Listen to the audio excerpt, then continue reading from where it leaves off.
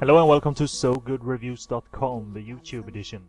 And we take a look at Breeze of July from 2007, which is the directing debut of editor Stanley Tam, and it's co-produced by Yan Mak, whose movie Butterfly Stanley Tam worked on in that capacity.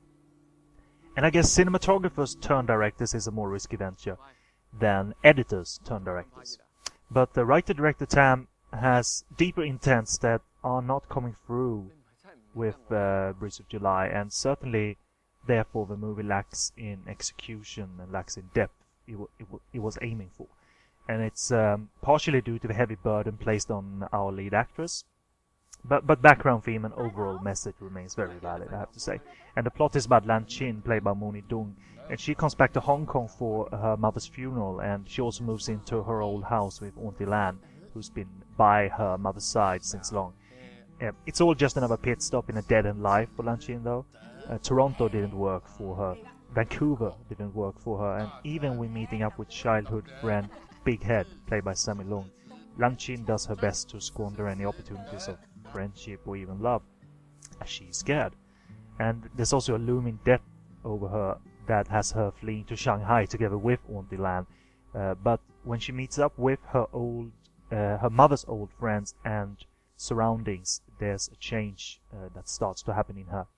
And the movie is filled to the brim with music and voiceover. Pictures are quite pretty, not arty overall, although I have to say the out-of-focus shots that talented cinematographer Jason Kwan is forced to do, they're great. But Stanley Tam seems to put forth more depth than what is clear in the final product.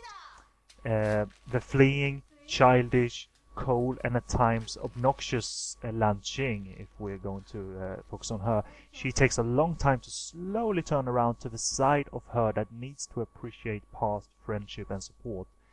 The near constant wish to flee, especially when she feels inferior, is a key too. And embodying this quite suitably well is Moni Dung, but her performance suffers when the direction of her inner emotions does. When Stanley Tam can't communicate, nor can the beautiful Dung. But there's no one more reliable character in the film than the character of Big Head, and she has to learn from that. And the sights of how old friendship has lasted in the case of Auntie Lan's and Lan Chin's mother's case is something she has to learn as well, and that slowly warms the main character of Lan Chin. And Stanley Tam gets big independent room to inject his substance, but when there's very much less depth available than his actual intentions, we get a little flat-footed but valiant effort. A quietude from the character of Lan Chin with voiceover doesn't change matters, but clearly matters are hurting when Lan Chin isn't speaking about her inner development. Again, it's hard to blame lead Moni Dung. The bored look that the character has that is actually contemplating works as a concept, but as with many scenes in the latter half, we beg for thrust and more clarity in the movie than we're getting.